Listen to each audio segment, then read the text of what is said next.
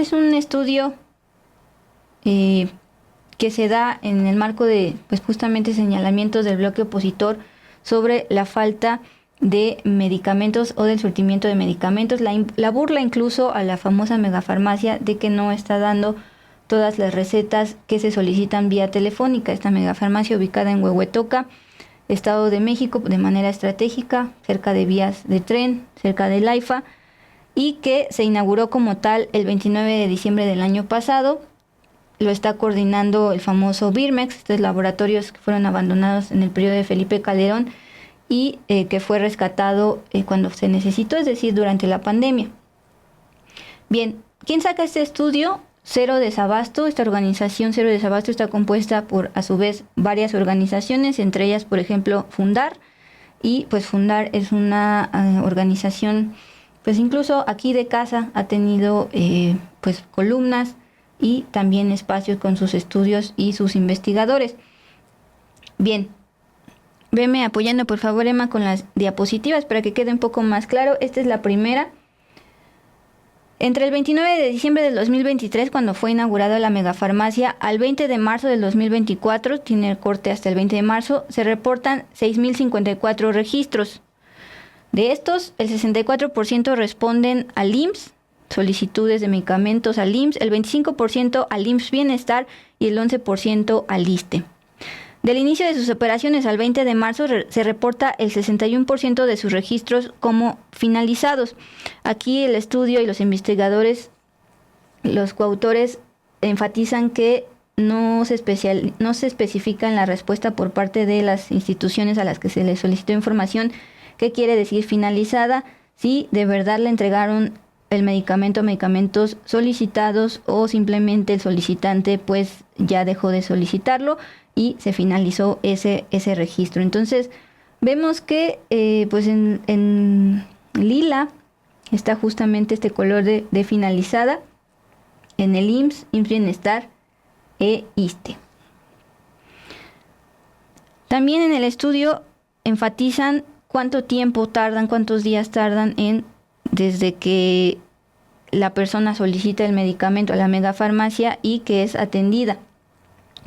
Bien, en el IMSS el promedio es 25.7 días, casi un mes. Se tardan en responder a las solicitudes. En el IMSS Bienestar de 26.2 días en promedio y en el ISSSTE de 15.4 días. El ISSSTE es el que menos está tardando, una quincena. Aunque casos particulares, hay folios que su proceso duró más de 65 días, es decir, casi 2 meses o 2 meses. Bien, sobre los medicamentos más solicitados, particularmente a la megafarmacia, para tratar enfermedades como la diabetes y la hipertensión, que justamente son 2 epidemias en México, también relacionada con la obesidad y relacionada con con el consumo de chatarra y de el poderío que tiene la industria de la chatarra encima de las autoridades de salud, encima de los legisladores, para seguir vendiendo esto y que la gente siga teniendo diabetes e hipertensión.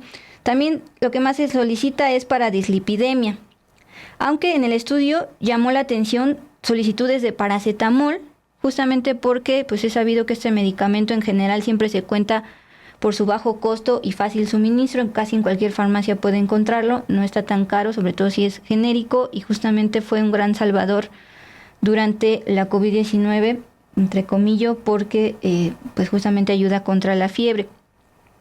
El medicamento más solicitado fue la dieta polimérica, que como tal no es un medicamento, sino es un suplemento nutricional diseñado especialmente para pacientes que no pueden ingerir o deglutir alimentos vía oral. Como ven en el mapa, la gran mayoría de los medicamentos que sí se entregaron fue en la Ciudad de México y en el Estado de México, por eso está concentrado justamente el color ya violeta, morado en el Valle de México. Y pues le sigue, por ejemplo, en San Luis Potosí o Veracruz. Incluso hay estados con 0 entregas. Bien, eso es a nivel general sobre la megafarmacia. Hablemos como tal del surtimiento de recetas solo del año 2023. El desabasto de medicamentos en 2023 alcanzó los 7.503.000 recetas que no se surtieron efectivamente en México. Esta cifra es la suma de recetas que fueron negadas o entregadas parcialmente a las personas afiliadas a un servicio de salud pública, ya sea IMSS, ISSSTE, IMSS Bienestar, incluso Pemex o los demás. Entre ellas, víctimas o enfermos de cáncer, enfermos con VIH y enfermedades crónicas que no tuvieron acceso a sus medicamentos, personas con VIH. De acuerdo con la radiografía, aunque la cifra de recetas no surtidas efectivamente ha disminuido desde 2021, el desabasto de medicamentos en 2023 sigue siendo más crítico que los registros que detonó la pandemia de COVID-19. Es decir, nos vamos recuperando luego de la COVID-19, pero ahí vamos, todavía existe como tal desabasto de medicamentos. Ahora, varias de las personas que solicitan que se les surta sus recetas y no encuentran una respuesta positiva por parte de estas instituciones de salud pública han recurrido incluso al amparo, porque recordemos que la salud es un derecho humano. En las principales instituciones responsables de la salud de la población en México desde 2017 se han registrado un aumento en el número de amparos reportados, aunque la tendencia tocó su máximo en el año 2021 y se ha disminuido considerablemente en 2023, a la par de que se ha disminuido desde 2021 el desabasto de medicamentos. Ese es un diagnóstico, insisto, de cero desabasto, esta organización que justamente nació a partir de la pandemia, y se han unido pues bastantes personas que enfrentan este problema.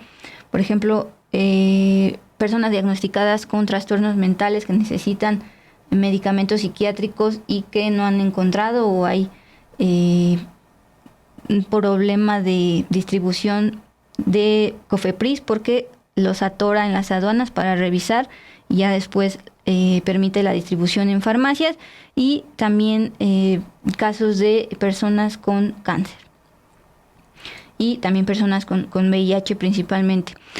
Bien, entonces ahora pasemos a la noticia número 5, porque esas son las acciones que ha dado el gobierno federal en torno a no solo el desabasto de medicamentos, sino también hospitales que en su momento estuvieron en obra negra, los famosos elefantes blancos, y ya se están recuperando por parte del IMSS. El día de hoy el presidente Andrés Manuel López Obrador, el día de ayer dio a conocer que se iba a reunir con gobernadores de Morena que aceptaron pues este programa del IMSS Bienestar. Así fue. Y, por ejemplo, 2 reporteros del diario El Universal platicaron afuera de Palacio Nacional con el gobernador de Sinaloa, Rubén Rocha Moya, y él les dijo que en la reunión con el presidente el día de ayer se pidió que ya esté lista la contratación de médicos, el abasto de medicinas y funcionando la infraestructura de los hospitales y además centros de salud, así como los famosos 11,000 comités de salud del programa La Clínica es Nuestra. Les puso como fecha límite del 3 al 4 de septiembre para que ya esté listo todo este programa del IMSS Bienestar, incluyendo contratación de médicos y abasto de medicinas. Recuerden que de nada sirve la infraestructura de un hospital si no se tiene personal médico y medicinas. Particularmente de los hospitales del IMSS que se han venido retomando la construcción o el equipamiento, incluso resolviendo problemas legales. El día de hoy el titular del IMSS, Zoe Robledo, pues dio el dato de que se ha logrado recuperar 90 hospitales. Vamos a escucharlo y volvemos con el ejemplo de Oaxaca. Ahora vamos a presentar un repaso por todo el país, estado por estado, poniendo un ejemplo emblemático que en los estados son muy conocidos, de hospitales que estaban sin acabar y que se pusieron en operación. En algunos casos se pusieron en operación gracias a la federalización, es decir, los estados pasaron a IMSS Bienestar y eso permitió acceder a recursos del Fondo de Salud para el Bienestar que destinaron a la conclusión de los hospitales. En otros casos son hospitales que, a pesar de que se habían hecho para las secretarías de salud de los estados por Seguro Popular, fueron rescatados y están puestos en operación por parte del Seguro Social, y también algunos que se están construyendo actualmente también por parte del ISSSTE. En total son cerca de 90 hospitales adicionales a los que ya se tenían al inicio de la administración. Bien, durante esta intervención, el titular del IMSS, Zoé Robledo, pues compartió una diapositiva de casos particulares de estos hospitales que se han venido recuperando. Llama la atención el de Oaxaca por el tiempo en que estuvo, digamos, en obra negra. Se empezó a construir en 2009, es decir, en el sexenio de Felipe Calderón, tiempo de abandono una década, y ya se puso en operación o se va a poner en operación el próximo mes, junio de 2024, con una inversión de 751 millones de pesos. Entonces, ese será para Hospital del Niño y la Mujer en Oaxaca por parte del IMSS Bienestar. Jaime Ayala nos plantea: en mi caso ha sido muy evidente que en el ISSSTE se mejoró significativamente la existencia de medicamentos. Antes de plano era sorprendente cuando te surtían las recetas completas. Estaba hablando particularmente del ISSSTE en la Ciudad de México. Gracias a Jaime Ayala. Josué Jiménez: todavía hay mucha corrupción en el manejo de medicamentos en algunas regiones del país. Nemías: anteriormente era el supernegocio los medicamentos. Recuerden pues todo el proceso que realizó en su momento Raquel Buenrostro. Entonces dice: era el supernegocio de los medicamentos, el laboratorio PISA era el cacique, por ejemplo. Roberto Madrazo era favorecido con contratos millonarios, ahora ya no.